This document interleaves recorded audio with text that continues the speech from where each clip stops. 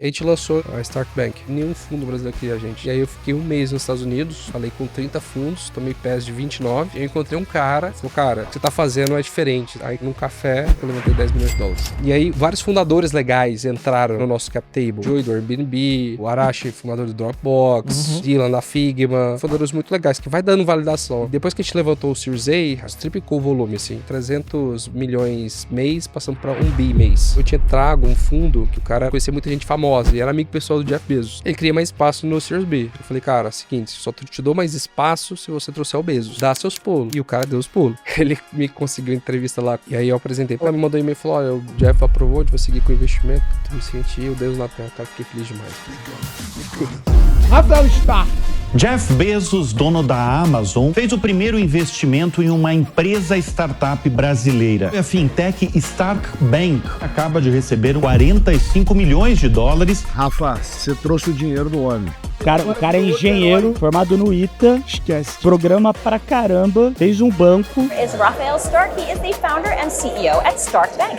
Como de plataforma ele se tornou um banco digital para as PJs? A gente começou com esse primeiro produto, que era uma API para fazer transferências bancárias. Aí, óbvio que quando você lança o produto, o que você quer? Criar facilidades. Começou os pedidos, mas só fazer transferência, puta, não consigo pagar um boleto, não consigo pagar um imposto à concessionária. Falei, não, vamos lá. Foi adicionando pagamento de boleto, aí pagamento de concessionária, pagamento de impostos. Vamos criar aqui o Internet Banking, vamos lançar cartão pré-pago. Agora vamos transformar o cartão pré-pago em cartão de crédito. Tudo in-house mesmo? A gente faz tudo in-house. Até hoje. Até hoje. E depois a gente reparou que a galera que tava usando a gente parava de usar o grande banco e usava o Stark Bank. Se sempre tiver uma tese que experiências marcam, a gente criou o Stark Bank Experience. A gente falou, cara, qual que é o circuito mais foda pra começar? Mônaco. A gente fechou o autódromo, a gente levou a galera a fazer track day na Itália. Levamos o Galvão Bueno esse ano. A gente abre o barco pra receber mais pessoas, né? Aí entra convidados, celebridades, gente famosa, outros empresários. Começa a virar um objeto de desejo, né? Uma parte fundamental do negócio. Cara, desde que a gente começou a fazer o Stark Bank Experience, as marcas hoje vêm atrás da gente.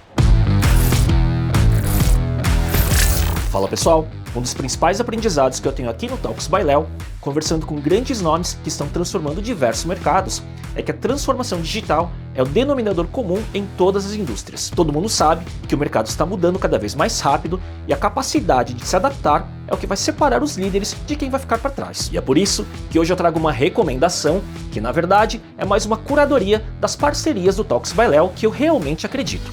O MBA em Gestão de Negócios Digitais e Inteligência Artificial da USP Exalc, que é uma pós-graduação 100% online, feita para quem quer entender as novas dinâmicas de mercado, como negócios digitais, inteligência artificial e data analytics, com certificado da USP, a melhor universidade da América Latina e uma das melhores do mundo. E o que torna esse MBA ainda mais interessante é que ele oferece flexibilidade para quem tem uma rotina agitada, além de conteúdo de ponta e, ao contrário do que você imagina, tem um custo-benefício incrível. Se isso fez sentido para você, é só escanear o QR Code aqui na tela ou clicar no link na descrição desse episódio. O futuro chega rápido, então não deixe para amanhã o que pode transformar sua carreira hoje. Vamos pro episódio. Rafael, obrigado pela presença e por aceitar o convite. Prazer meu estar aqui. Ô, Rafael, você é o segundo convidado que passa aqui, que estudou no ITA e depois foi empreender. Eu tenho uma curiosidade de saber o que te levou para o ITA, porque talvez seja a faculdade de engenharia mais difícil de se entrar no Brasil. E como que foi esse caminho para chegar no empreendedorismo? Boa. Bom, o motivo que eu ter escolhido o ITA foi alguns, né? Primeiro, como você falou que é mais difícil do Brasil, então quando eu descobri isso no ensino médio já me gostou um certo sentimento de desafio próprio, né? Conseguir é mais difícil. Também teve um sentido econômico, porque minha família, né? Vim de uma família de classe média. Eu perdi meu pai quando eu tinha 16 anos, então a gente viveu basicamente pensando de INSS. Então minha família não teria condições de me bancar financeiramente numa USP ou numa Unicamp, né? Sendo que no ITA e no IME, eles dão alojamento, dão comida, né? Além de dar a faculdade de graça. Então, o ITA e o IME eram as únicas universidades que eu conseguiria fazer fora de Goiás. Uhum. Ou então eu teria que ficar em Goiás para fazer a Federal de Goiás, mas como eu sempre tive grandes ambições, né? Escolhi o ITA e tentei 3 vezes, 4 na verdade, passei na minha 4ª tentativa, né? Até conseguir. E entre entrar no ITA, o que era uma visão para você de carreira, né? Para que mercado você pensava em atuar? Olha, desde que eu entrei no ITA, do primeiro ao 4º ano, Eu sempre me imaginei trabalhando dentro do mercado financeiro, né? Porque minha referência de pessoa mais bem-sucedida que eu tinha até então era um... Ele não é formalmente meu tio, né? Tipo, um tio de consideração. E ele trabalhava numa corretora, né? Na Socopa. Para mim era a referência de pessoa bem-sucedida mais próxima, né? Então tinha esse sonho de... E no ITA tem muito essa cultura de...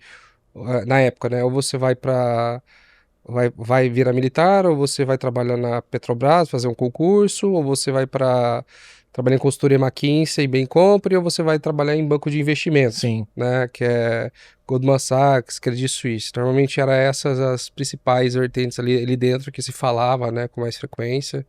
E que boa parte das pessoas escolhiam um desses, normalmente 4 caminhos aí, né? Então eu sempre imaginei minha vida até o 4º ano, né? Trabalhando num banco de investimento, pensei no Credit Suisse, no Goldman.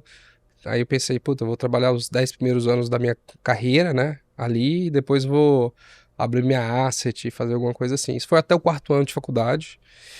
E depois eu mudei isso, né, no 4º pro 5º, eu mudei um pouco a cabeça, que eu comecei a conhecer o mundo de empresas de tecnologia, né? Então vi, puta, que era um mundo que eu comecei muito a imaginar minha vida lá pro 4º ano, né? Aquela coisa de trabalhar 16 horas num banco, morar num apartamento vazio, que eu só acordo, saio, durmo, né? Me pareceu uma vida muito sem propósito, trabalhar só pelo dinheiro. Que a boa parte das pessoas que vão pro mercado financeiro é muito dinheiro pelo dinheiro. No mundo de tecnologia eu via que, cara, a galera era mais contraída, criava coisas legais e o impacto era muito grande, né? E isso me atraiu bastante, e aí foi aí que eu decidi um pouco mudar. Você, lá, estudando no ITA ainda, você chegou a estagiar no mercado financeiro, Fez. né? E aí, onde que foi esse ponto de virada que você falou, puxa, é porque você fez engenharia eletrônica? Não, fiz mecânica aeronáutica. Ah, interessante. Então, como que, para chegar na tecnologia, né, para você falar, puxa, gosto de tecnologia e vou criar um produto ou empreender em tecnologia, qual foi o primeiro projeto? Essa virada foi um pouco engraçada, sabe? Porque no ITA, no primeiro ano de faculdade, é meio obrigatório se aprender computação, né? Então, o primeiro semestre foi muito bom, apesar de eu não tinha um computador para participar das aulas, porque eu não tinha dinheiro para comprar, né? Tive que juntar uma grana que no primeiro ano todo mundo é militar, para juntar a grana para poder comprar depois. E no segundo semestre eu tive um trauma muito grande, que era uma matéria de algoritmo e estruturas de dados, então assim... tive bastante dificuldade, então eu terminei o primeiro ano com a impressão um pouco ruim de programação, digamos assim, né? E quando eu fiz no segundo ano um estágio, né, de um summer job, na verdade dentro do Itaú, que eu tive que aprender a codar macros, né, dentro do Excel, para poder fazer, enfim, várias coisas lá dentro do banco lá para ajudar a área, eu já tive uma impressão diferente, gostosa, né? Puta, programar até que é legal, até que te traz certos poderes, né? Tirou um pouco do trauma. Tirou um pouco do trauma, né? E a grande virada veio no 4º ano, né? No qual eu decidi que eu queria aprender a programar de fato, né? Alguma coisa, algum produto digital, né? Eu comprei aquele livro iOS for Dummies, e eu tinha conseguido... Enfim, depois é uma história que eu posso contar, a parte que acho que não é o caso, mas eu tinha conseguido um MacBook de uma forma, assim, muito interessante, né? Economicamente falando. E aí, como eu tinha esse MacBook, eu comprei um livro iOS for Dummies, comecei a programar, né? Aprender a codar iOS, né? Desenvolver aplicativo para iPhone, né? Esse meu tio me deu um iPhone para eu poder, né? Testar, né? Então ele me ajudou bastante no começo da minha carreira. E aí eu consegui uma bolsa para os Estados Unidos, né? Fiquei um ano lá, 2013 inteiro, né? Que eu peguei algumas matérias na Cal Poly em Stanford. E lá eu lancei 2 aplicativos. Que legal. E eu sei que disso você teve um negócio que estava desenvolvendo apps, né, on demand para algumas marcas e Isso. Enfim, né? Foi quando eu voltei de lá, né? Voltei em 2014. E aí eu tinha desenvolvido 2 apps, estavam na loja, né? Um deles, inclusive, a Apple colocou em destaque, né? Que legal. E fazer o quê? Ué? Ele era de Hangouts, ele chamava Squeak, né? O objetivo dele era um app para falar, cara, eu faço parte de várias rodas sociais. Eu tenho amigos do clube, tenho amigos do colégio, tenho amigos na faculdade. O que essa galera tá fazendo? Né? Então é basicamente Você marcava, né, encontros com amigos e falava o local e publicava isso na rede que outros amigos em comuns poderiam se juntar a essas rodas, né? Esse é o objetivo do Squeak. E ele pegou atração lá fora ou aqui no Brasil? Ou ambos? Cara, lá fora. Chegou, acho que ter 100 mil downloads. Que legal.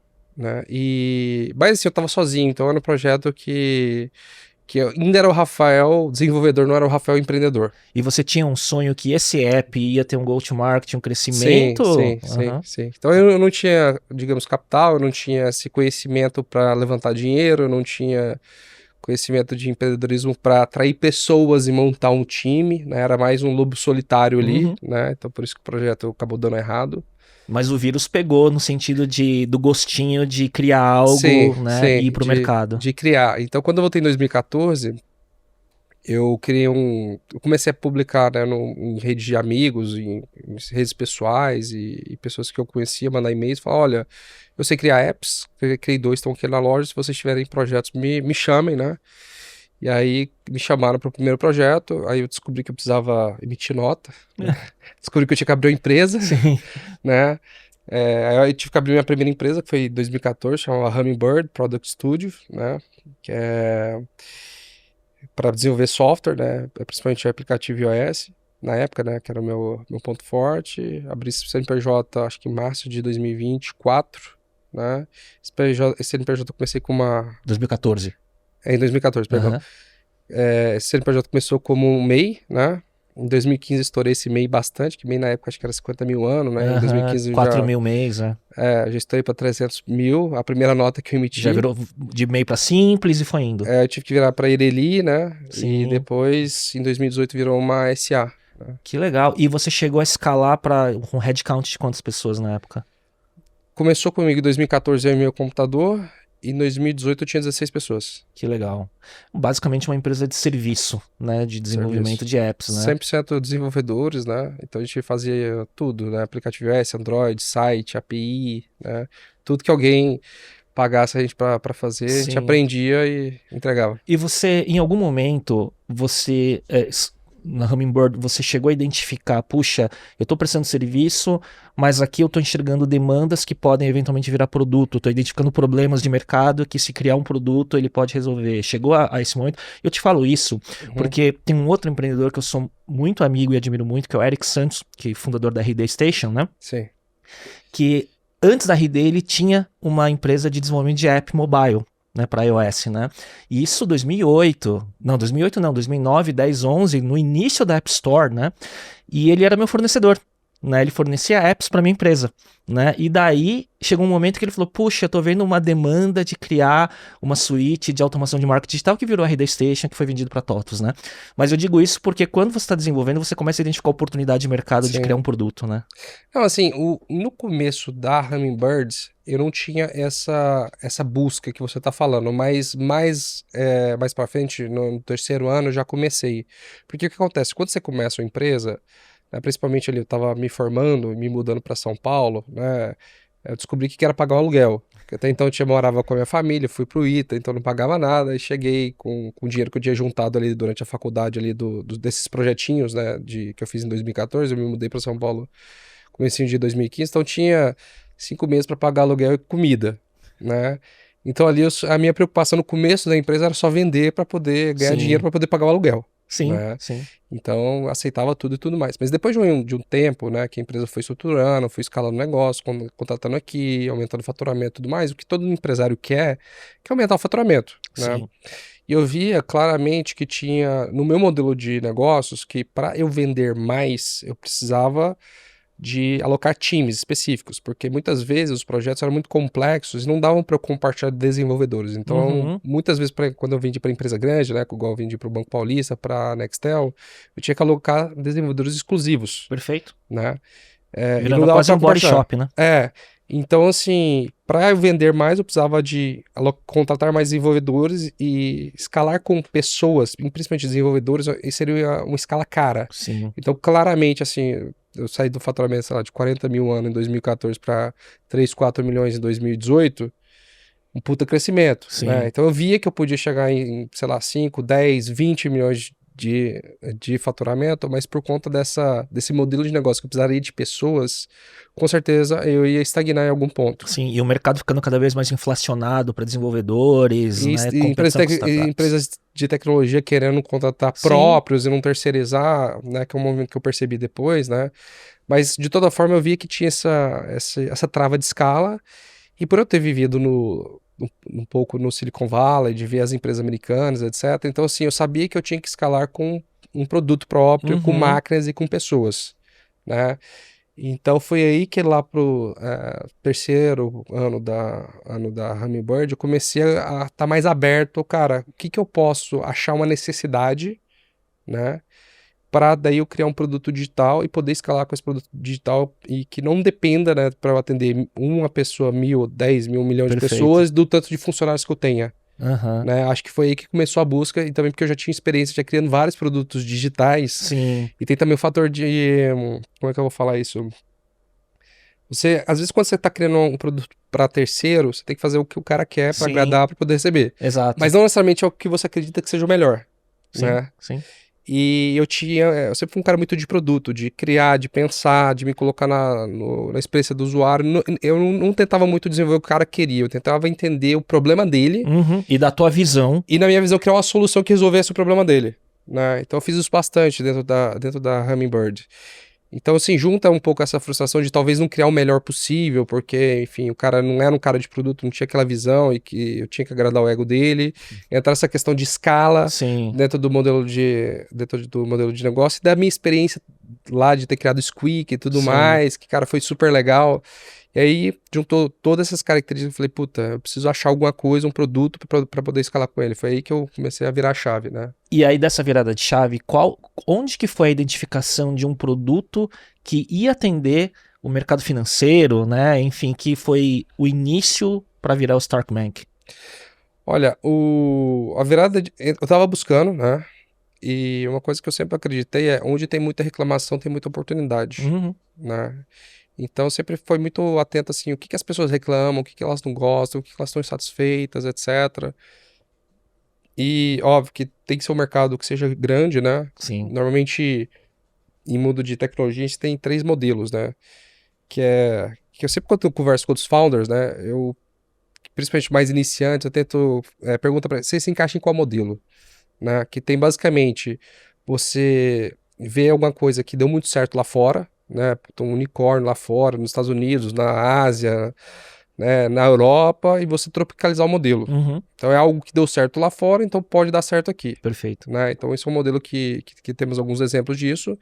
Tem um segundo modelo que é, cara, tem um incumbente que fatura pra caramba, eu vou criar algo que vai competir com esse incumbente, eu vou migrar esse mercado do incumbente pra cá, né?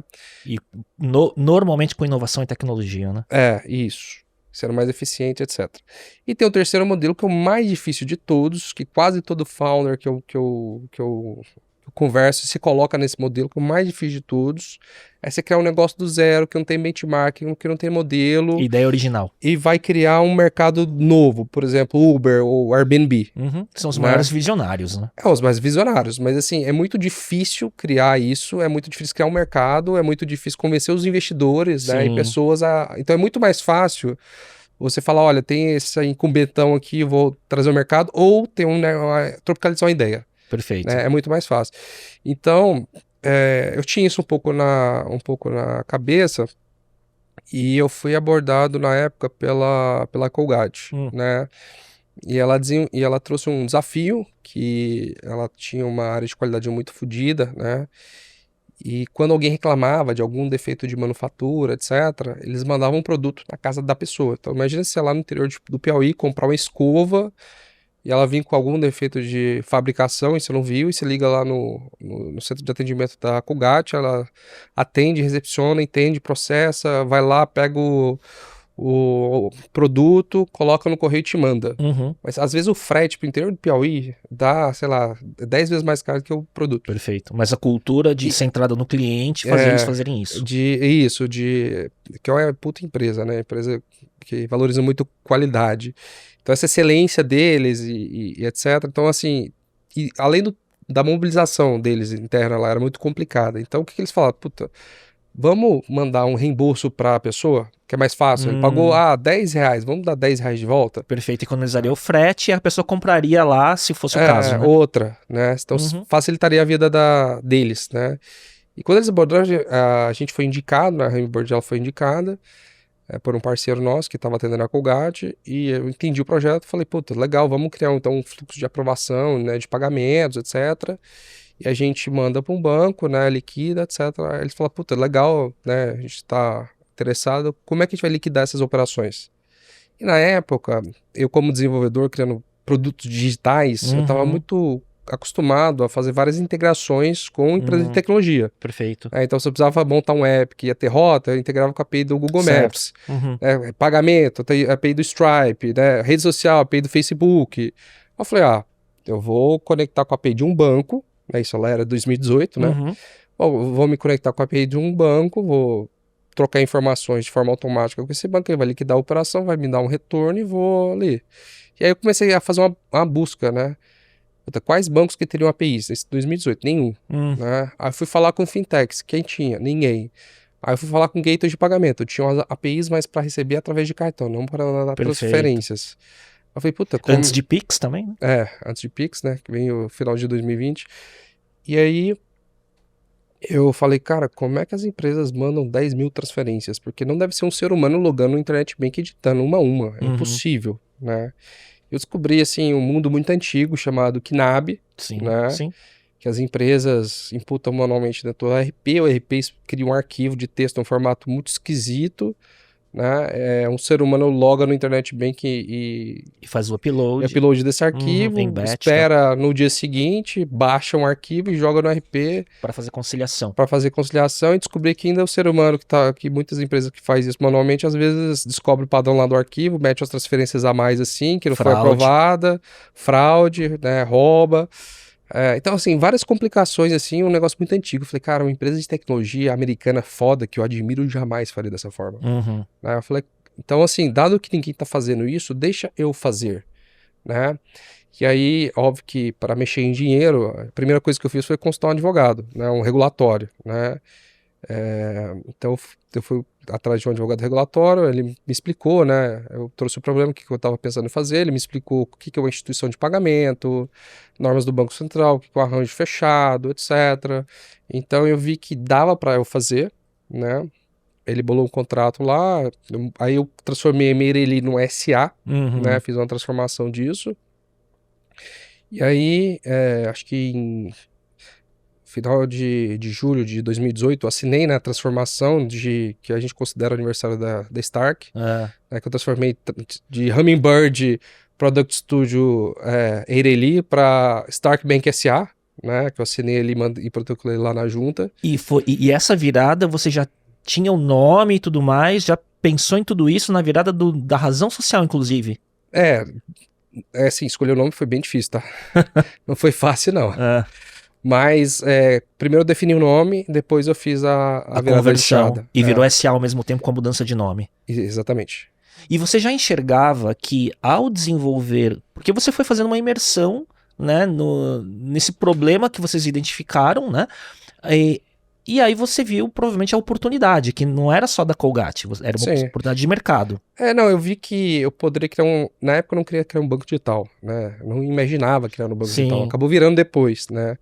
Mas eu imaginei, cara, eu poderia criar um sistema para fazer transferências que podem ser utilizados esse sistema, tanto para Colgate quanto outras empresas que precisam fazer transferências. Uma plataforma como serviço. Que poderia ser feito para reembolso, para pagar funcionário, para pagar fornecedores, né? Qualquer necessidade que envolva uma transferência bancária.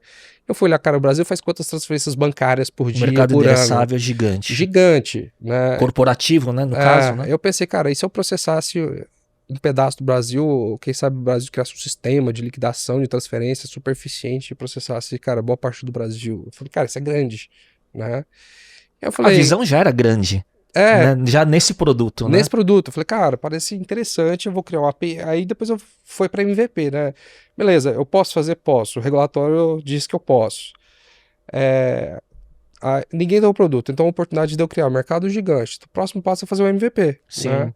Então fiz um MVP E eu consegui fazer uma prova de conceito, e aí eu falei, cara, então vamos... Parei a outra empresa, né, Hummingbird, tinha 16 funcionários, mandei praticamente todo mundo embora, ficou 5, né, a gente começou a prototipar, e a gente lançou em janeiro de 2019, né, Que a legal. Stark Bank, produção. Você falou que foi difícil batizar o novo nome, né? Qual a Muito. história do nome? Cara, a história oficial, né, bonita, que é a Stark Bank e é real, tá? Mas é pra simplificar a história toda, né? Eu dou já a final ali, que é a oficial, que Stark Bank é uma palavra em alemão que significa forte, literalmente é forte em alemão, né? Que é o que a gente acredita que um banco tem que ser, forte, sólido, rígido. Aham. Né? Daí que vem o nome Stark Bank, essa é a história oficial. Perfeito. Né? E a não oficial? A não oficial foi que eu queria... Na época eu bolei um nome, que era Darwin, né? E eu queria... Darwin, evolução das transferências bancárias, Darwin, Perfeito. né? Eu queria muito um domínio.com, para dar ar de empresa americana e tal, né? E aí tinha um domínio Darwin.com que eu queria comprar, era $20 mil na época, né? Até que barato, hein? Hoje pra mim pro Rafael de 2018 nem tanto, né? E aí eu arrumei um investidor, deu errado, o cara atrasou o pagamento, enfim, enrolou ali, aí o cara vendeu lá o domínio e fiquei desgostoso, porque eu não queria colocar Darwin Bank, não achava legal, sabe? Eu falei, eu preciso de outro nome. Aí eu contratei uma empresa que tinha feito um trabalho pra empresa de um amigo meu pra arrumar um nome, né? De naming, né? De naming. O cara me trouxe 20 nomes, assim, aí misturava do grego, esse começo com latim, essa finalização. Olhei todos os nomes, falei que tudo merda. Aí ele me trouxe outra lista de 20 nomes, com essas mesmas junção assim esquisita. Falei, cara, deixa pra lá, tá aqui metade do pagamento, vamos parar por aqui. Aí cheguei pro meu time e falei, cara, cada um vai dar 5 nomes, do jeito que quiser, né? 4, 5 nomes. Aí eu coloquei uma lista de 20 nomes, né? Stark Bank tava no meio dessa lista, né?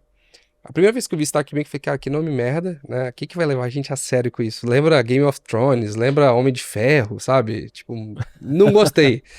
Cara, essa piada sempre aparece, né? Bastante. E aí eu levei...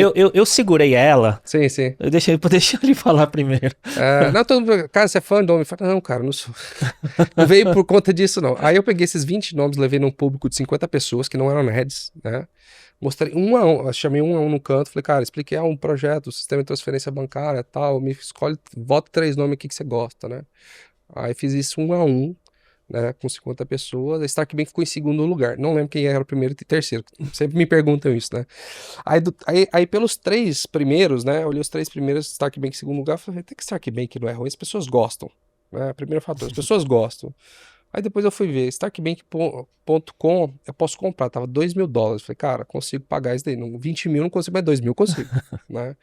Aí depois eu fui pesquisar no Google. Stark tem muitas coisas, Stark Bank tinha nada. Falei, cara, é uma palavra que dá pra indexar, talvez não seja tão cara assim, né? Dava pra registrar no INPI, né? Aí eu fui perguntar pro cara por que ele tinha proposto, né? Ele falou, não, porque alemão... Do teu time. Alemão, significa forte, sólido, rígido, não sei o que. Eu falei, cara, legal, né? E aí foi dando check, sabe? Tipo, não tem nada no Google, dá pra indexar, dá pra comprar, dá pra registrar no INPI, as pessoas gostam, as referências nerds não são ruins. Não, então, o nome é forte. Game of Thrones, a família honrada, Homem de Ferro, tecnologia e dinheiro. Sim. Então, assim, as referências nerds não eram ruins. Então foi dando check em vários boxezinhos assim, eu falei, cara, vai ser Stark Bank, é isso. Então, quer dizer, o processo de discovery e de validação foi 100% liderado por você. Total. Né? E assim, muita gente me fala, cara, o nome da sua empresa é muito legal. Eu acho muito legal. É muito difícil quem ouve o nome do Stark Bank não chamar atenção em algum momento, na minha opinião. Sim. Então, acho que a questão de porque literalmente é forte. É o nome forte. Exatamente. Então, você foi muito feliz na escolha do nome, né? Agora, como de plataforma ele se tornou um banco digital para o mundo corporativo, para as PJs? Então, a gente começou, igual eu te falei, em janeiro de 2019, a gente começou com esse primeiro produto que era para uma API para fazer transferências bancárias, né? Para quem não sabe, que a API é basicamente um conector. Sim. Que conecta sistemas. Benjamin, né? E aí, a versão 1, né, o cara emitia um boleto, né, colocava, sei lá, por exemplo, R$1 milhão, e dado que tinha esse saldo com a gente, ele pedia as transferências até zerar esse saldo. Aí, óbvio que quando você lança o produto, o que você quer? Você quer vender, né? Você quer criar facilidades, né? Então, assim, o cara tem que ficar pagando um boleto para poder adicionar saldo era muito chato. Eu falei, puta, e se a gente lança um API de boleto, o cara já emite os boletos para cobrar o cliente dele, já cai o saldo dentro da conta digital, né? Que na época era uma conta gráfica. E a partir daí eles fazem as transferências. Acho que facilita. A gente foi lá e lançou o segundo produto, que é o módulo API para emissão de boletos, né, para facilitar a cobrança do cara. A gente começou a vender, os primeiros clientes usar, etc. E depois começou os pedidos. Puta, mas só fazer transferência, puta, não consigo pagar um boleto, não consigo pagar um imposto à concessionária. Falei, não, vamos lá, né? A gente foi adicionando, puta, aí pagamento de boleto, aí pagamento de concessionária, pagamento de impostos. E a gente viu que estava muito para desenvolvedor, que é só uma API REST, né, com documentação legal e tal, mas muito para o time de tecnologia. Só que era um time financeiro é importante, está dentro da jornada. E aí a gente falou, não, então vamos criar aqui o Internet Banking, né, depois, puta, vamos adicionar um fluxo de aprovação para o pessoal poder fazer a aprovação de pagamento não só automaticamente via API, puta, vamos fazer integração com RP, puta, vamos fazer uma integração com Excel, que o financeiro adora Excel, que tem como controlar sua conta bancária por dentro do Excel, né? Ah, vamos lançar cartão pré-pago. Puta, agora vamos transformar o cartão pré-pago em cartão de crédito. Puta, vamos lançar investimento em renda fixa. Vamos lançar adquirência. Sim. Então foi indo, né? E nisso, agora não sei exatamente que ano que aconteceu. Aí veio o Pix, tá, em 2020, que aí a gente explodiu com o Pix.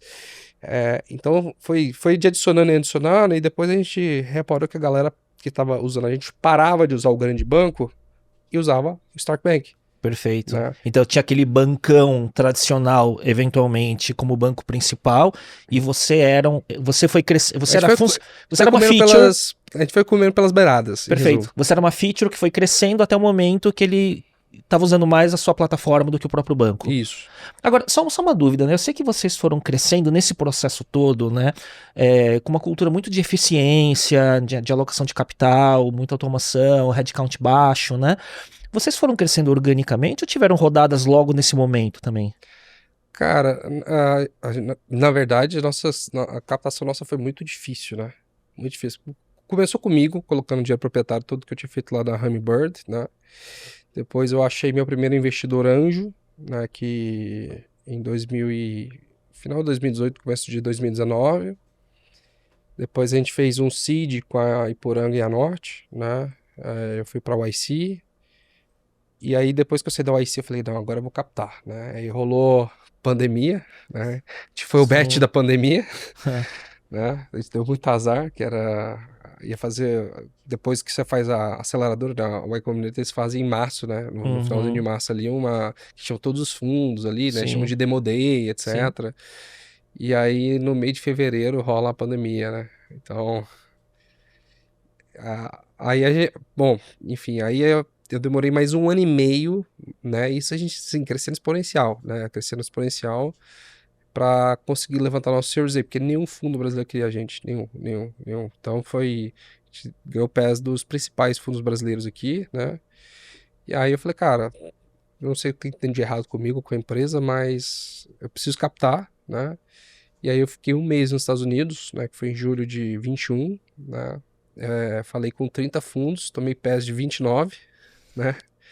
E eu encontrei um cara que foi Early Employee de Stripe, ficou lá muito tempo no Stripe. Stripe, cara, uma das melhores empresas americanas, assim. Inclusive, são muitas referências pra gente, assim, né, de ser developer friendly, de ser API first. E ele é um cara muito técnico, eu também sempre fui um cara muito técnico, né? Então, eu sempre tive um pouco essa dificuldade. Boa parte dos CEOs, eles são muito de negócio, de business, Sim. Então são galera que tem muito soft skill muito elevado, tem facilidade de me conectar, né? E ali... Hoje eu melhorei bastante, mas na época eu era bem um diamante bruto ali, né? Um técnico, assim, fechado. Mais técnico do que propriamente um CEO, né? Mais um CTO do que um CEO. Né? Então, e com ele, cara, foi uma conversa muito boa, porque assim, a gente falou de detalhes assim de implementação de ISO 8583 da Mastercard, porque estava desenvolvendo o cartão, né? Na época, a processadora. Então, assim, ele viu a profundidade técnica muito grande na gente. Ele falou, cara... Conheço muitos bancos digitais aí pelo mundo, boa parte deles são só uma casca de experiência do usuário em cima de um BaaS, né, de um banco grande. Sim. O que você está fazendo é diferente, você está criando real tecnologia, você está criando tudo dentro de casa, tudo do zero. O Stark deu muito certo por conta disso e aí, cara, num café em São Francisco eu levantei $10 milhões. E por conta desse match técnico que Sim. permitiu você aprofundar no detalhe Sim. e a pessoa conseguiu ver tua visão. Sim, porque os outros fundos que eu conversava, eles não entendiam. Uhum. Porque não são caras técnicos, né? São caras, Perfeito. sei lá, consultores da McKinsey que entraram dentro do fundo. Nada contra a McKinsey, tá? Adoro ele. Mas são pessoas mais de negócio, né? Que trabalham em fundo. Então não tem esse entendimento técnico da diferenciação técnica. Uhum. Para eles tudo é igual, né? Sim. E essa cultura de construir, isso é interessante, né? De construir tudo dentro de casa, né? E parece que todo o teu stack de tecnologia, até antifraude, é tudo in-house mesmo? A gente faz tudo em house. Até hoje. Até hoje. Caramba.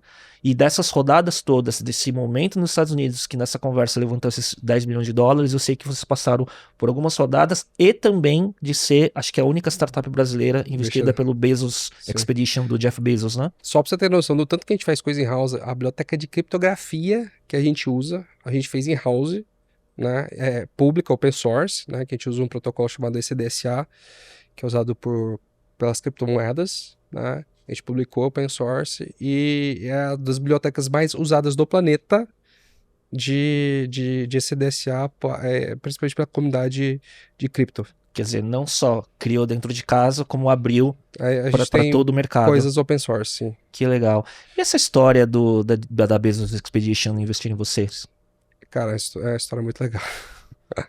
Não, a gente tem vários investidores muito legais, né? Então, assim, como a gente, digamos, foi rejeitado, a gente foi o patinho feio das startups, né? Num determinado momento, né? Pré-validação, né? Porque, cara, até o Series A ninguém queria investir na gente, né? Igual eu te falei, tomei 29 peças para ter um sim, né? E aí, vários fundadores legais entraram, né, no nosso cap table, né? Então, entrou o Joey do Airbnb, o Arashi, fundador do Dropbox, o Dylan da Figma, o Ryan da Flexport, né? Foram entrando assim fundadores muito legais, que vai dando validação. Perfeito. Eu falava, puta, os fundadores de empresas, de unicórnios americanos estão investindo na Stark e os fundos não querem investir. Tipo, tem alguma coisa errada. E depois que a gente levantou o Series A, a gente cresceu, triplicou o volume, assim, né? A gente ainda não tinha recebido dinheiro, né? Porque demora uns 3, 4 meses depois que você fecha o term sheet, né? Então foi lá a gente assinou o term sheet em julho de 21, né? Aí foi agosto, setembro, outubro, tipo, eu tripliquei o volume transacionado, né? Passou, sei lá, de 300, acho que na época era 300 milhões mês, passando para 1 bi mês, né? E aí o Remit ficou impressionado, assim, com a crescer 3 vezes em 3 meses, né? Sim. E aí eles me chamaram para poder conversar. O engraçado é que eu recebi o term sheet do Series B antes de ter recebido o dinheiro do Series A. Series A, muito próximo. E aí o que aconteceu? Por que eu tô contando essa história? Que eu vou entrar já no Bezos, tá? Quando o Locke, que foi meu investidor do Series A, ele trouxe esses anjos foda, né? Porque ele é muito próximo do Sam Altman, Sim. que é o do CEO da Sim. OpenAI. E antes né? era o Y Combinator, né? Que era o CEO da Y Combinator, né? Então ele tinha um relacionamento muito bom com muita gente, né? E aí quando eu fui fazer o Series A, eu criei uma Dream List pra ele, né? Ele trouxe esses fundadores muito, muito fodas, né? Mas eu tinha criado uma Dream List. Pô, o que eu quero ali? Pá, Jeff Bezos, Elon Musk, Mark Zuckerberg. Já que é Dream, né? Eu falei, cara, se conseguir trazer esses caras, né, de investidor anjo, ia ser foda. E aí ele tentou trazer o Bezos, né? E até antes, um pouco, eu tinha tentado, porque eu sabia que o Bezos investia, né? Diferente do Musk, que todo mundo fala que não investe, né? Mas eu sabia que o Bezos investia. Então, assim, quando eu falei, cara, a hora que você tem um round, é fácil trazer gente para acompanhar, né? E aí eu comecei a pensar, puta, eu queria trazer o Bezos, né? Eu sei que ele investe, todos ali, ele, né, tem um Bezos Expedition, né? Então, como é que eu trago o cara para poder ele mesmo investir? Aí, a primeira coisa que eu pensei bom, a melhor forma de você levantar dinheiro com um fundo, né? É você falar com algum founder que levantou grana daquele fundo, né, um founder que seja hot, preferencialmente, e ele te recomendar para o fundo, que é uma hot intro, né? Pensei, bom, quem é o Bezos Expedition, que é o fundo pessoal do Jeff Bezos, investiu... É do family office dele, né? Quem que eles investiram na América Latina? Uma empresa, né, chamada Notco, que é uma empresa do Chile. Sim. Aí eu falei, dono, deixa eu De leite tentar... vegetal e enfim. Deixa eu tentar falar com eles, né? Achar os founders, falar com os founders, me apresentar a Stark, pedir conselho e depois tentar, né? Fiz isso, mas não deu muito certo, né? Os caras não quiseram me apresentar, enfim. Aí, bom, primeiro não, né? A gente é brasileiro, a gente não desiste, né? Aí eu pensei, bom, quem que pode me apresentar? Aí eu pensei, bom, às vezes Jorge Paulo Lema, né? Deve conhecer às vezes, não sei, Clube do Bilhão. Aí, pô, como é que eu chego no Lara Lema, né? Que, inclusive tem um fundo, Maia Capital. E eu conhecia bem a Mônica, que era sócia dela. Aí eu falei, pô, Mônica, eu queria conhecer a Lara e tal, não sei o que lá. Mas a Lara tava viajando, tava com um monte de outras agendas assim, acabou não tendo tempo para me receber e falar comigo, né? Então, eu tentei um mês ali agendar, não deu certo. Falei, puta, então também não é o caminho. Aí aí segundo não, né? Aí o terceiro foi com o Locke, né? Com o Dream List, que ele conseguiu chegar no Bezos Expedition, mas não deu tempo de entrar, deles analisarem para fechar o round, né? Porque depois que você ganha o term sheet, cara, todo mundo quer entrar. Sim. Né? E eu já tava com um monte de anjo. E aí com o Ribbit, que foi 3 meses depois pra série B já. Series B, eu falei, não, agora eu tenho tempo. Eu falei, cara, eu tinha trago um fundo que era de uma galera de Hollywood, um fundo que acompanhou assim, um pouquinho o Series A, que era da galera de Hollywood, que o cara era agente de vários atores ali, então ele conhecia muita gente famosa, e era amigo pessoal do Jeff Bezos, né? Ele queria mais espaço no Series B. Eu falei, cara, seguinte, só te dou mais espaço se você trouxer o Bezos. Cara, que obsessão. Né? Eu quero o Bezos. Então, assim, se é amigo pessoal, então dá seus pulos, né? E o cara deu os pulos. Ele me conseguiu entrevista lá com a responsável pelo Family Office, né? E aí eu apresentei pra ela, falei, ó, tô fazendo um round, eu tenho um líder, tá aqui o term sheet, eu já tenho esses anjos aqui, tá aqui os números, já tava tudo já mastigado, porque o líder analisou, né, já tava com todo... Ela falou, cara, acho interessante, me passa aqui, deixa eu analisar. Ela analisou, achou interessante, falou, ó, acho que é uma puta oportunidade, né, eu vou escrever um memorando de investimento pro Jeff, né, todo investimento que a gente faz ele que aprova. Né? Eu até brinco que é brincar de imperador romano, sabe? Com o joinha assim, dedo pra cima, dedo pra baixo, sabe? Eu falei, puta, né? Aí eu consegui negociar, tipo, ela queria até colocar mais grana, né? Falei, cara, não tem espaço. Tem só isso aqui. Ela falou, não, isso é muito pouco. Eu falei, tá bom. Já pensou, deu uma merendida ali. Disso. Eu falei, não, eu consigo isso aqui, ela tá bom, né? Menos que eu gostaria, mas ok. E aí ela mandou. Você ia ter que tirar a gente, né? Não, e pior que eu tive, cara. E, puta, deu puta treta aí com a galera que ficou muito chateada comigo, que eu tive que tirar pra poder caber o Bezos, né? E. Bom, mandou pra ele aprovou, joinha. Ela me mandou um e-mail e falou: olha, o Jeff aprovou, a gente vai seguir com o investimento. Puta, me senti o Deus na Terra, cara, fiquei feliz demais. Quer dizer, não era nem o round, né? Era colocar ele pra dentro. Acho que a validação de um cara, do empreendedor do calibre dele, de ver nossos números, ver o que a gente tá construindo, ver o que a gente tava montando e falar, puta, acredito em você, vai. E até hoje, não tem nenhuma outra startup brasileira investida pela Bezos, né? Não tem. E na América Latina, acho que é só a Notco e algumas outras, né? Na América Latina, eu não acompanho, né? Então, eu sei da Notco, eu não sei se teve outras na América Latina, mas no Brasil eu tenho certeza que não, que é só a gente. Eu lembro, muito tempo atrás, eu era usuário do Basecamp, da 37 Signals, que é um sistema de gestão de projetos, né? Que foi uma das primeiras startups investidas pelo Bezos.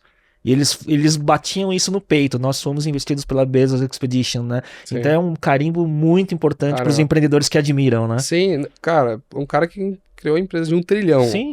Então é uma coisa que tem investidores que adoram, de novo, né? De unicórnio, que é um bi de doll. Outra coisa de 1 trilhão de doll. Tem uma escala assim que é monumental. É o topo da montanha. Ô, Rafa, qual o momento hoje do Stark Bank, né?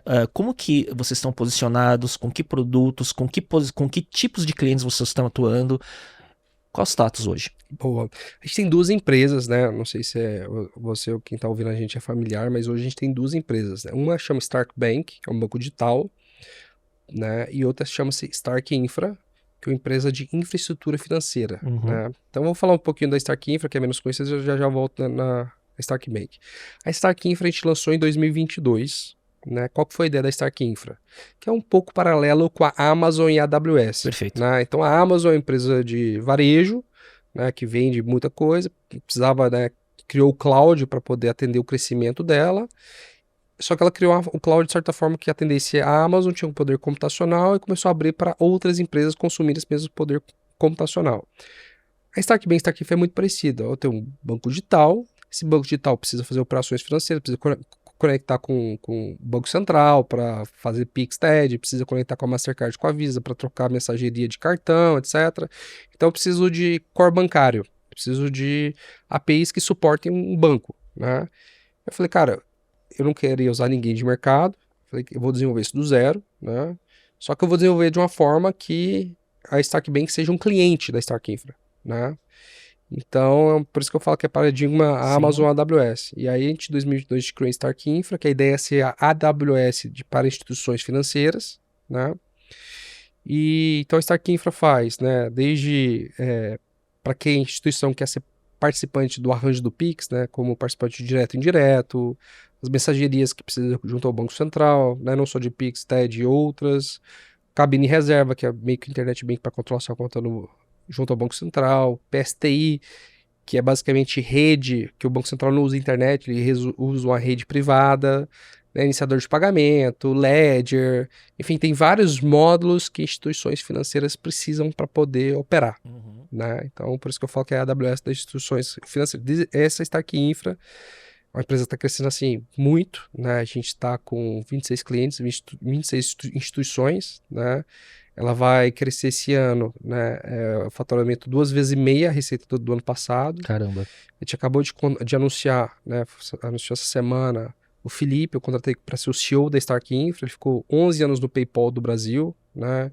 Então, ficou, acho que os primeiros 4 anos como em produto, depois foi diretor de vendas de enterprise e terminou como country manager do PayPal no Brasil. Que legal.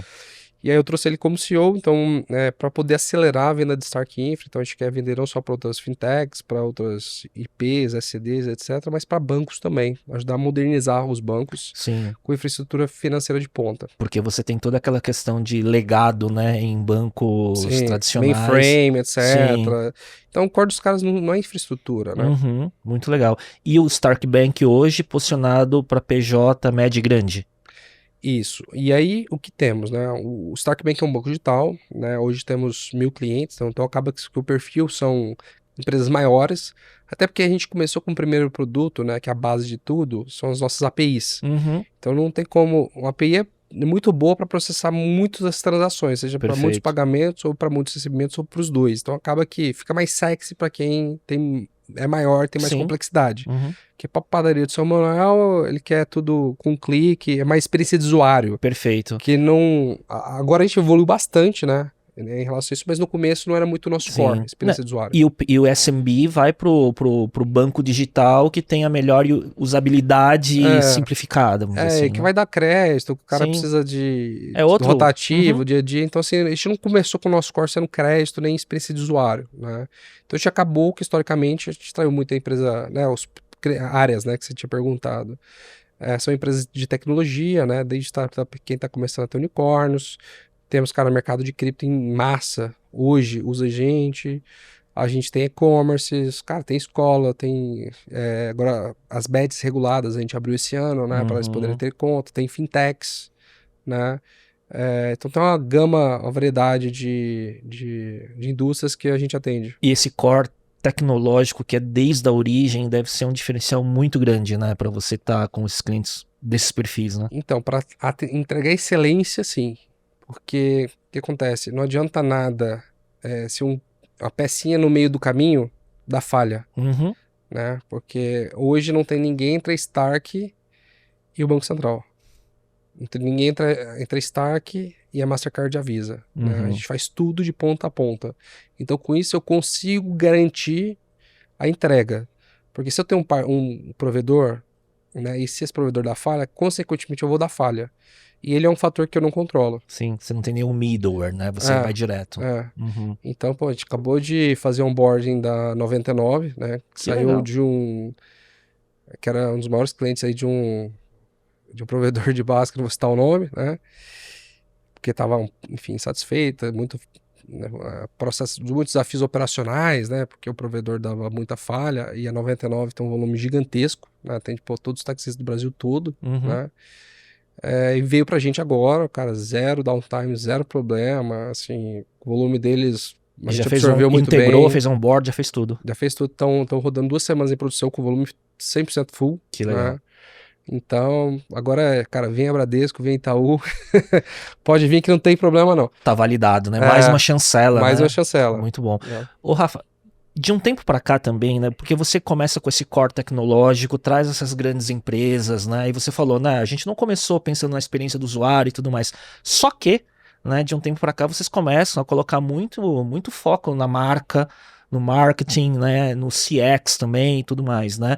E aí, eu não sei quando que foi impactado. Outro dia eu tava vendo um post, um stories da Marcela Rezende, que já passou aqui no podcast, e ela e vocês no GP de Mônaco de Fórmula 1, numa experiência da marca de vocês, né? Sim. Como que foi esse processo todo de transformar a marca que já era forte, mas com esse investimento em branding, marketing, relacionamento com os clientes?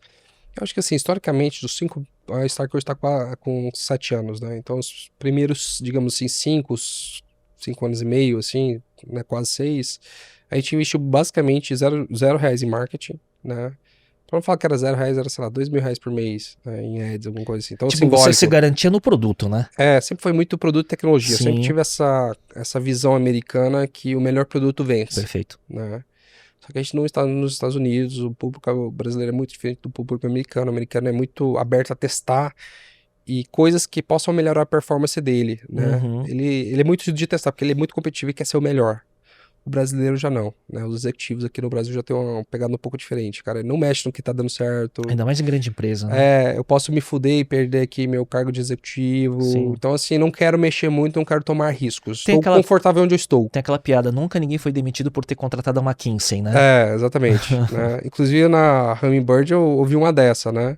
Quando eu fui vender para a Nextel, o diretor me olhou nos meus olhos e falou, cara, se eu contratar a sua empresa e se ela não me entregar, eu tô fodido. Se eu contrato a Accenture, que é a maior do mercado, ele não entregar... Eu tô garantido, né? Eu contratei a Accenture. Né? Sim. Eu ouvi essa. Sim. Normal, é perfil executivo brasileiro, assim, né? E o americano é diferente. Então, assim, eu mudei um pouco a minha cabeça. Antes eu achava que o melhor produto vencia. Na verdade, hoje eu acho que o produto mais conhecido vence até o melhor produto se tornar o mais conhecido. Perfeito. Né? E foi aí que eu decidi começar a colocar grana em marketing. Porque o produto, com 5, 6 anos já estava redondo, né? Eu falei, cara, as pessoas não conhecem a gente comunica muito mal o que a gente faz. Cara, nosso produto tem muita feature legal, a galera não sabe que existe, né? A gente precisa mudar isso. E eu sempre tive muita dificuldade, né, com diretores de marketing. A Marcela foi a minha 4ª diretora, foi a única que deu muito certo, né? Eu trabalhar com ela, né? Adoro ela. E quando eu entrei pra lá, eu trouxe, cara, tem um cara que eu gosto muito, chama Simon Sinek, acredito muito no trabalho dele, né? Que ele fala lá do Golden Circle. Quero muito, cara, falar muito sobre o porquê que a gente faz. Quero vender pra pessoas que pensam igual a gente, sabe? Que querem mudar as coisas, querem fazer diferente. E aí eu também comentei na época com um investidor meu, né? O Mickey Malka, do Ribbit. Ele falou, conheço o Simon, você quer falar com ele? Aí me apresentou o Simon, fui lá na... Check. Fui lá na Los Angeles, né? Sim. Falar com ele. Pessoalmente. Não foi uma videocall. Não, pessoalmente, né? Foi na casa dele. Eu, Marcela, mas enfim, 2 pessoas do banco. Cara, eu saí de lá com os caras gênio. Os caras gênio, tem a facilidade de simplificar, de comunicar, muito foda. Quero trabalhar com ele. Pô, hoje é investidor do banco, né? A gente tem uma reunião mensal com ele, né? Nos próximos 4 anos aí. Ajudou a gente nessa nova comunicação nossa. Refinou muito os valores do banco, que tem a ver um pouco, que ele fala que os valores têm a ver com o fundador, né? Ele fez um trabalho super legal de identificar na minha história certos padrões e ajudar a definir os valores. Então a gente tá bastante mudança de comunicação. A gente vai lançar o campeonato, o Push Forward. Mas voltando em marketing, então eu sabia que a gente precisava o melhor produto vence, o produto mais conhecido vence até o melhor produto ficar ser o mais conhecido. Então, eu preciso deixar a Stark mais conhecida. Mas óbvio que, como a gente atende grandes empresas, não faz sentido colocar na TV, sabe? Sim. A tia do Piauí conhecer a gente, Sim, né? vai atacar com canhão pra atingir, enfim. É muito ineficiente essa Sim. comunicação em massa, né? Então, quando a Marcela entrou, a gente conversou, né? Trocou bastante ideia, a gente criou o Stark Bank Experience. Porque eu também sempre tive uma tese que, cara, experiências marcam. Uhum. Você pode dar um presente e o cara, legal, guarda aqui Sim. e esquece. Mas uma experiência o cara nunca mais esquece. E a gente bolou esse programa baseado em 3 pilares: música, gastronomia e esportes, né? Então, em música, a gente tá com um camarote lá no Allianz, super bacana. De vez em quando a gente pega também no Morumbis, a gente convida a galera pra assistir shows, né? Então, puta, tem muita gente que nunca tinha ido no estádio, ou vai com a família, com a namorada, com a esposa, com o filho, pô, assiste o show de um lugar super privilegiado, pô, que lá marca a pessoa. Pô, ela é fã dos Beatles, o cara foi lá, né, cantar, a gente trouxe o Richard Branson, né, no show do Andrea Bocelli, fez o encontro dos dois, né, Que a gente legal. promoveu. Então, assim, são coisas que marcam. Imagina se você ir assistir um show, tá o Richard Branson do seu lado, né? Sim. Depois a gente vai chegar lá também Sim, em sim. Necker Island, né? Mas Sim. enfim. Mas, então, assim, são experiências que marcam, né? Então, a gente tá com música, gastronomia, de vez em quando a gente faz jantares, patrocina degustações. A gente fez lá no banco, um tempo atrás, degustação de Macallan, né? Jantares em lugares super especiais. O último que a gente fez agora, a gente patrocinou um na casa da viúva do Abílio Diniz, Uhum. né? Então, assim, são super diferenciais, assim, né? E tem esportes, e a gente começou com automobilismo, né? A gente falou, cara, qual que é o circuito mais foda pra começar? Fórmula 1. Mônaco, Uhum. né? E a gente pegou um barco em Mônaco, né? Segundo ano consecutivo que a gente faz, né? E, cara, esse ano foi, assim, a melhor experiência da minha vida de viagem, assim. Não tem como descrever o que foi a experiência de Mônaco com quem foi pra gente esse ano. Foi muito foda, assim, do começo ao fim, sabe? Que a primeira vez que a gente fez, que foi ano passado, foi um pouco mais simples. Foi o barco, na mesma posição muito boa, colado com a pista, né? A gente levou o Rubens Barrichello, né? Meu amigo, cara, gente boa pra caramba, ele contou várias histórias e tal. A gente fez passeios turísticos pela cidade, foi em restaurantes, né? E assistiu a corrida. Foram 3, 4 dias ali, né? Aí no segundo ano, que foi esse ano, a gente falou, cara, a gente tem que fazer uma coisa maior, mais marcante, né? Aí a gente pensou, vamos fazer uma experiência de uma semana, né? Então a gente se encontrou todo mundo em Milão. A gente pegou uma van, né? A gente levou 10 pessoas, mais os staffs, né? O grupo tava mais ou menos 16 pessoas. Pegou uma van, levou todo mundo pra uma cidade que ficava 1 hora de Milão, chamada Cervecina. A gente ficou hospedado num castelo de mais de 500 anos de idade, né? A gente fechou o autódromo, que tinha próximo ali, fechamos 2 dias, né? A gente levou a galera a fazer track day na Itália, né? Com uma Lotus, uma BMW, um Aston Martin GT4, um carro de Fórmula, né? Um Fórmula 4, que é um pouquinho menor de Fórmula 1, mas, cara, igualzinho. E um Legend, né? E com um piloto profissional, né? Que é da BMW, né? Ministrando curso, aula, que é o Farfus, né? Meu grande amigo Farfus. E aí a gente foi depois fazer uma degustação de vinho numa vinícola no interior da Itália, super charmoso. Cara, teve restaurante Estrela Michelin, a gente pegou, depois a gente foi de carro pra Mônaco, passando pela costa do Mediterrâneo. Uma puta vista, paramos num lugar que parecia de casamento pra poder almoçar, chegamos em Mônaco, levamos o Galvão Bueno esse ano, né? Ele ficou hospedado no barco, cara, divertidíssimo, adorei ele, assim, Muita história, né? muita história, muita energia, extremamente agradável, bebe pra caramba, assim, difícil acompanhar ele, viu? E baladeiro, cara, eu com 37 não consigo acompanhar ele com 74. Cara, o cara tem uma energia, assim, de começo ao fim, assim, cara, ele e a esposa dele incríveis, né? E fiz uma puta festa, levamos um DJ legal, sabe? Assim, levamos 80 pessoas. O final da experiência foi no GP de Mônaco. GP de Desses 10 dias. É uma semana, mas Sim. E vocês, e os convidados da experiência são seus clientes o que acontece. top tier. O que a gente faz, né? A gente abre a campanha, então os clientes podem participar, né? Tem que consumir alguns produtos e bater certos milestones para Sim. ser sorteado, é o sorteio. Então tem lá 2, 3 tickets, e cada um tem a campanha, então de 4 a 6 pessoas, agora eu não lembro de qual o tipo, né? Mas de 4 a 6 pessoas é pelo sorteio.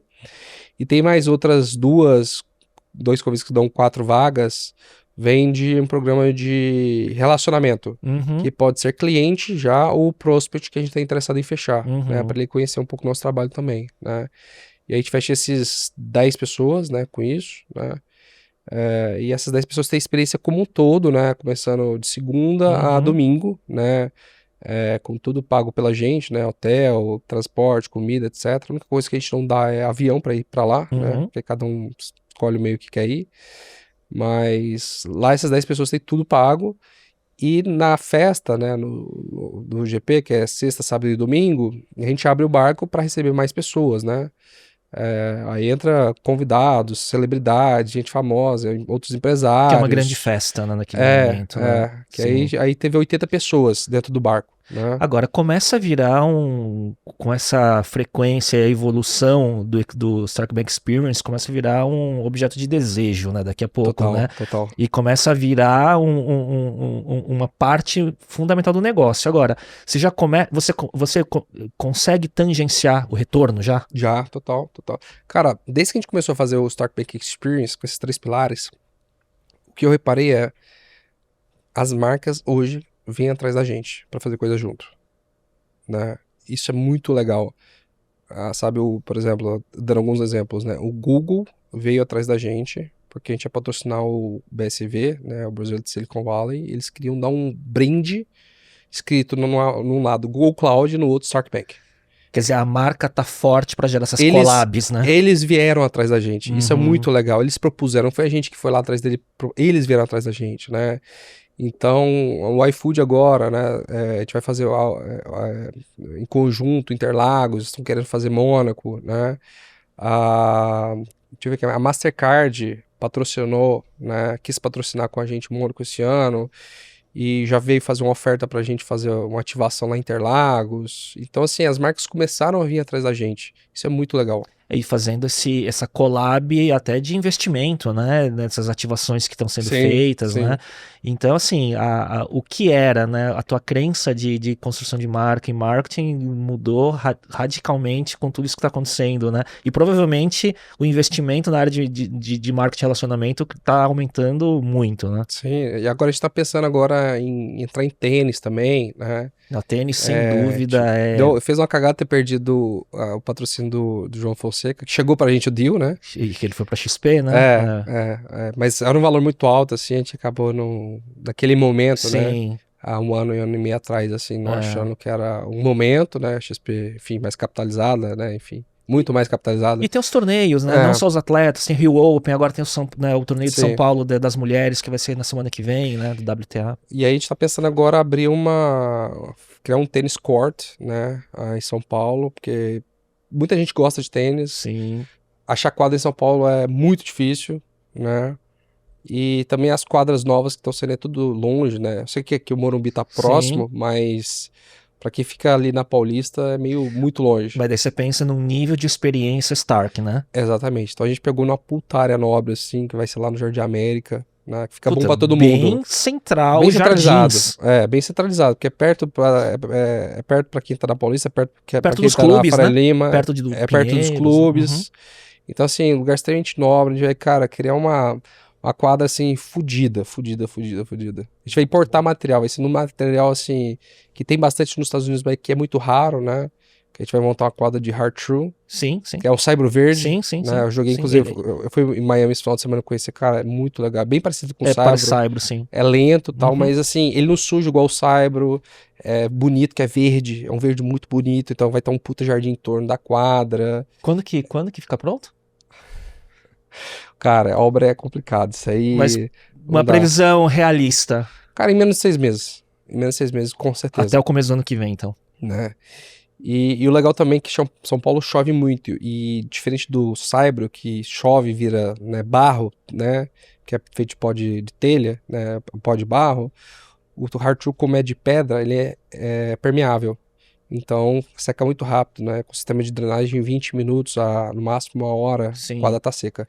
Então, quer dizer, você está pensando em experiência, em logística, em inovação e um monte de coisa para esse Sim. espaço, né? E vai ser mais um lugar de relacionamento. Vai ser mais um lugar de relacionamento. Uhum. A gente tem já hoje, né, uma cobertura, a gente tem um espaço lá de eventos que é bem grande, né? São quase 800 metros quadrados para evento. A gente vai inaugurar um restaurante lá também, em breve. Cara, que mudança do cara técnico do ITA para todo esse, né? Quase criando uma agência, né, inteira, né? Sim, Para cuidar sim. de todas essas iniciativas, né? Porque o que acontece? Por trás disso, o que a gente pensa? Qual que é a nossa estratégia? A gente pensa, somos seres humanos, né? E queremos estar em torno de coisas interessantes. Sim. A gente quer estar Sim. em torno de coisas interessantes. Então, se a gente cria essas experiências, esses eventos únicos, etc., as pessoas querem estar em torno, a gente cria um ecossistema em torno da gente, de empresas legais, de pessoas legais, que podem fazer negócio entre elas, o que pra gente é muito legal. Ele vira quase uma comunidade já. É uma né? comunidade. E, eventualmente, pode ser que a gente faça negócio ou não. Uhum. Né? É óbvio que a gente tem uma intencionalidade em aumentar a chance da gente fazer negócio também. Mas se não acontecer, e pode não acontecer, pô, pra gente é muito legal ter pessoas interessantes, fundadores, empresários, em torno da gente. Sim. Né? Sim. É muito rico. Muito bom. Ô, Rafa, como que, falando só, voltando para produto e depois eu quero falar sobre liderança e cultura organizacional, hoje você falou que toda a tua tecnologia, né, foi feita em house, né? Como que vocês estão usando a AI, tanto no nível de produto como no nível de experiência do cliente? Boa. Olha, inclusive eu fiz um talk disso no Web Summit, né, desse ano, e a gente vai ter um Stark Event, né, no final desse mês, e a gente vai falar bastante de AI, né. Eu acho que vamos criar passos aqui, né. Eu acho que o primeiro passo, muitas empresas, inclusive bancos, deram em relação a AI, né, que é basicamente para atendimento, suporte, tirar dúvidas, Sim. chatbot ali, mais inteligente, etc. Então, isso aí eu nem entraria, que seria um passo 1, né? Um passo 2, que a gente tá abrindo um produto, né? Que é o AI um pouco usado interno para aumentar a produtividade, mas também produtizando para times internos para aumentar a produtividade. Que a gente está lançando agora dentro da Stark Infra uma AI para leitura de contratos sociais. Então você joga o contrato social, porque o maior desafio de um banco que atende empresas, né, é tanto no onboarding para quem pode assinar em conjunto ou separado para representar a empresa, quanto também ser obrigado por lei fazer atualização cadastral, de recoletar esses documentos, né, e depende da frequência com o risco da empresa, né, risco de baixíssima empresa até 5 anos você pode refazer, empresas de altíssimo risco anualmente. Então, entre 1 e 5 anos, você tem que recoletar e fazer essa análise. E também os grandes bancos refazem essa análise quando vão dar linha de crédito. Ah, puta, uma linha de 50 milhões. Puta, tem que ver quem que vai assinar aqui, porque, né, eu chutei o número, mas não sei a partir de qual número que eles refazem essa análise. Mas, então, tem vários momentos que um banco precisa fazer essa análise de poderes, né, quem que assina em conjunto isolado. Então, a AI, que a gente está lançando dentro da Stark Infra, vai dar essa resposta, né. Então, seria, digamos assim, o segundo degrau, que é um produto para times internos para aumentar a eficiência, né. O terceiro, que isso já não vejo tanta gente expondo, né, produtos internos. Às vezes usa internamente, né. Inclusive no nosso site todas as imagens foram feitas por AI, né? A gente incentiva todos os times a usar, né, o time de tecnologia a usar Copilot para ajudar a codar e rever código, o time de marketing, de design, né. Então a gente tem o Google esses dias. Eles foram lá na empresa, apresentaram todos os produtos de AI que eles estão fazendo, né? A gente fez uma assinatura grande lá com eles, ChatGPT, tem várias ferramentas que a gente paga, né, para o time interno, que acho que seria o segundo passo, que é mais um pouco interno de eficiência operacional interna. Produtividade. Né? Produtividade. O terceiro passo, que ainda não vejo nenhum banco fazendo, né, que a gente vai dar em breve, é basicamente lançar uma AI, um prompt, para você questionar qualquer coisa da sua conta bancária, né, e receber dados de forma estruturada. Ah, me gera um relatório disso, me explica essa transação, me dê essa outra informação aqui, né, enfim, que é basicamente o AI ler os dados, interpretar e dar uma resposta estruturada, que seria o terceiro passo, né, dentro desse mundo de AI, pensando numa aplicação financeira. O quarto passo, eu diria que seria uma esse terceiro passo a gente já está agendado para poder fazer, né? Vai Tem ser esse ano, roadmap. vai Uhum. ser esse ano ainda. O quarto passo, eu diria que seria criar uma agents, né? Que aí eles vão, a comando de seres humanos, fazer operações. Porque uma coisa é extrair informação e te dar o dado. Sim, Outra coisa é executar, sim. né? Então, faça essa transferência, ou compre esse investimento, venda esse investimento, emita esse boleto. Então, teria agents que, sobre comando de humanos, iriam executar essas operações, né? Que é algo que entra um pouco mais sensível de autenticação, como é que se autentica, Sim. etc. E aí, se você tem algumas rotinas operacionais definidas, o agent pode estar cuidando disso dentro da tua plataforma, sobre a tua plataforma, né? Que, inclusive, é uma discussão que a gente está fazendo no Stark Infra, se a gente não cria uma infraestrutura de agents para outros bancos poderem consumir também, né? E vem, para mim, o quinto passo, que eu acho que é o mais ambicioso, o mais complexo e difícil, que vem sobre que é criar autonomia financeira, né? Autonomous Bank, que é basicamente você criar um cérebro financeiro que vai controlar os agents. Então não vai ser mais comando do ser humano, vai ser comando do cérebro financeiro. Então imagina um futuro em que os traders do banco são obsoletos, que tem agents em todos os bancos e tem cérebros financeiros tradando e negociando coisas entre os bancos. Eliminou humanos, né? O cara automatizando toda a rotina do financeiro, que, cara, o CFO vai lá só olhar se tá tudo certo, não precisa fazer nada, não precisa pensar em nada, não precisa preocupar com liquidez, com alocação, sabe? Tudo decidido pela inteligência artificial, né? Que aí literalmente é autonomous. Até o passo 4 tá praticamente em roadmap já pra... É a visão clara, né? Os 5, cara, é muito desafiador.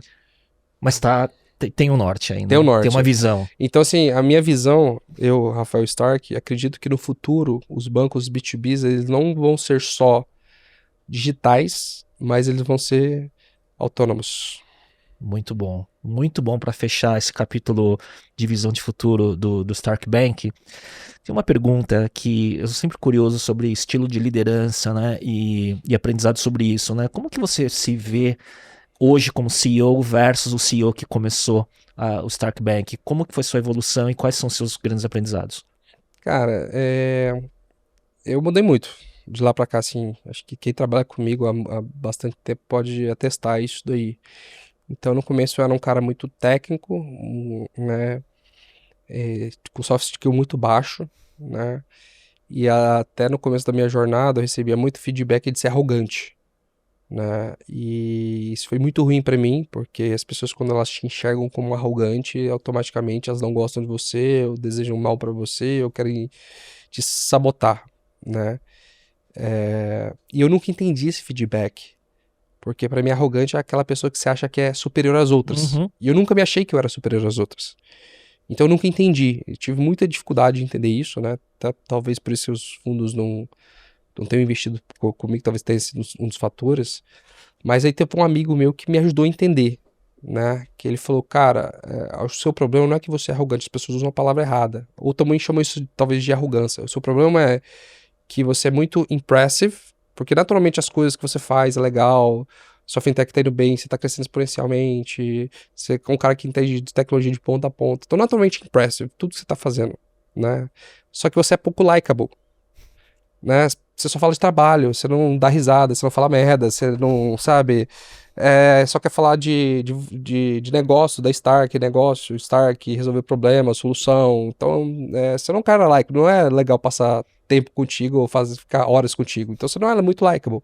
E quando você é muito impressive, pouco likable, as pessoas chamam isso de arrogância também. Uhum. Aí deu um E clique. ainda mais na cultura brasileira. Aí deu um clique. Eu falei, puta, cara, eu tenho que ser mais likable. Então eu tenho que falar mais merda, né? Deixa eu ajustar o algoritmo aqui. Eu tenho que me conectar antes de falar de negócios, né? Falar mais sobre a pessoa, me conectar, enfim. Falar de... É que eu sempre fui o meu estilo muito de pessoa é um pouco mais americano, né? Sim, O americano por isso. é muito direto ao business. Sim, por isso que o teu funding começou por lá. Então eu sempre fui essa pessoa, só que o brasileiro é diferente, cara. O brasileiro gosta de conversar antes, gosta de falar do final de semana, gosta de dar risadinha. Então assim... É estranho, né? Um brasileiro ter que fazer uma adaptação cultural, né? No Brasil. Sim. Mas, bom, eu tive que aprender isso, né? E trabalhando isso em mim, né? Acho que foi um dos primeiros pontos, assim, que eu mudei bastante do começo pra cá, me tornar uma pessoa mais likeable, porque as pessoas gostam de estar junto, gostam de passar tempo, de viajar, de trocar ideia. E isso foi um assessment pessoal seu a partir desses insights ou você usou ferramentas, coaches, mentores e tudo mais? Não, foi entendimento pessoal meu depois de quebrar várias cabeças, né? Por que que tava dando errado as coisas pra mim, por que que eu não conseguia levantar dinheiro, né? Uhum. E então assim, aí eu descobri esse ponto e trabalhei esse ponto, né? Como isso se reflete na cultura do teu negócio hoje? Você tem uma cultura que é muito reflexo dos seus valores e comportamento? Como que funciona? Assim, acho que esse ponto de like eu acho que não entra tanto apesar que assim, hoje, antes de qualquer reunião com meus diretores, cara, a gente fala, né, de assuntos e besteira, de final de semana e outras coisas, enfim, ou até às vezes no meio, assim, pra dar uma descontraída, assim, né, a gente faz, eu mesmo jogo quando tá muito sério o negócio, enfim, que torna o ambiente mais gostoso, né, de trabalhar. Mas assim, a Stark sempre teve aquela cultura muito cara, a gente quer ser o melhor, a gente quer ser o melhor, a gente quer ser o melhor. Né? Sempre trouxe a visão comparando com o esporte, porque esporte é muito claro. Uhum. Né? O tanto que um cara que ganhou medalha de ouro tem que se esforçar, né, para ganhar medalha de ouro. Tanto que ele teve que ralar e... Como é que eu falo? Tanto que ele teve que fazer sacrifícios, digamos assim. E Né? o curioso é que os esportes, que eu sou super fã, inclusive também, que vocês apoiam e estão presentes no Experience, Fórmula 1 e tênis, são esportes de altíssima performance individuais. Sim. Né? Muito curioso isso também. Sim. E então, assim, porque eu sempre ralei muito. Eu sempre fui aquele cara, né? Igual eu te falei no começo da Desde carreira. o ITA, né? Pra entrar no ITA. Pra entrar no ITA eu tive que virar outra pessoa, pra me formar no ITA, pior ainda, né? Pra me mudar pra São Paulo, pagar aluguel, cara, eu trabalhei 16 horas por dia, final de semana, tal, né? Enfim, nunca foi um problema, né? Ser essa pessoa. Eu sempre quis dar certo, eu sempre quis crescer, eu sempre quis alcançar o sucesso, que é uma coisa que você nunca alcança, né? O alvo sempre muda, né? Fica mais longe, né? Fica mais longe, né? Igual a Dilma fala, né? Você bate a meta, você dobra a meta. Né? E isso, pra você, eu falo também eu tive 4 negócios ao longo de 20 anos. Enfim, o primeiro negócio comecei quando estava na Poly ainda, de tecnologia, enfim, tive software house e por aí vai. Mas qual o ponto, né? Pelo perfeccionismo e por buscar sucesso e esse alvo movendo de lugar sempre, porque quando você chega, o alvo já mudou de lugar faz tempo, né? Esse workaholismo, né, para você conseguiu ajustar ou você ainda... Eu não vou falar a palavra sofre porque, enfim, mas você entendeu o ponto, né? Você tá calibrado mais sobre isso? Olha, eu nunca sofri por ser workaholic, né? Mas traz algumas consequências na pessoa física, né? Por exemplo, hoje eu não sou casado nem tenho filhos. E depois de um certo tempo você fala, puta, a empresa sempre vai dar problema, você vai ter complicações. Não tem fim, né? Não tem fim. Uhum. Só que você também tem que construir uma família, ter filhos, essas coisas acho que faz parte da vida. Então, isso acabou, principalmente nos 3, 4 primeiros anos da Stark, prejudicando alguns relacionamentos, né? Eu tive um namoro de 3 anos e prejudicou bastante, esfriou o relacionamento, porque, puta, os 3 primeiros anos da Stark, cara, não viajava, trabalhava todo final de semana, né? Então acaba esfriando o relacionamento, então isso atrapalhou. Então, assim...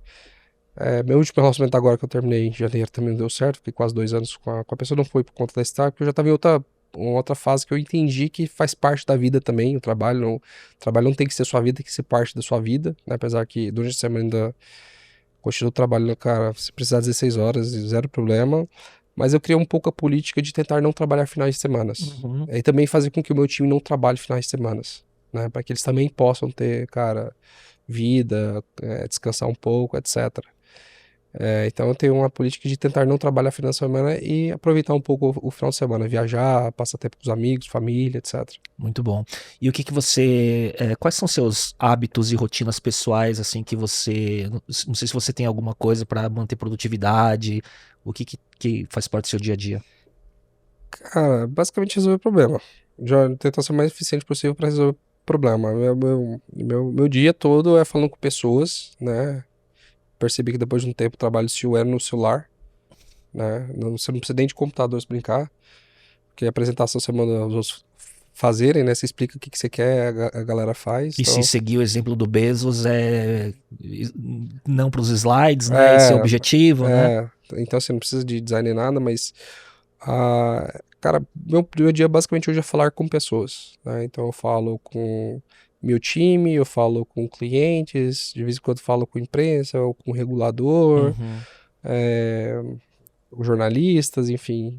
É falar com pessoas, né? Garantir alinhamento, mostrar para onde a gente tem que ir, mostrar o que tem que ser feito, e no que tem que ser feito, tirar os bloqueios. Porque muitas vezes as pessoas colocam muitos bloqueios, onde não precisa. Você já viu a história do burro amarrado na cadeira de plástico? Que às vezes o burro, cara, ele consegue andar, mas ele tá amarrado na cadeira de plástico e ele fica parado ali. Sim.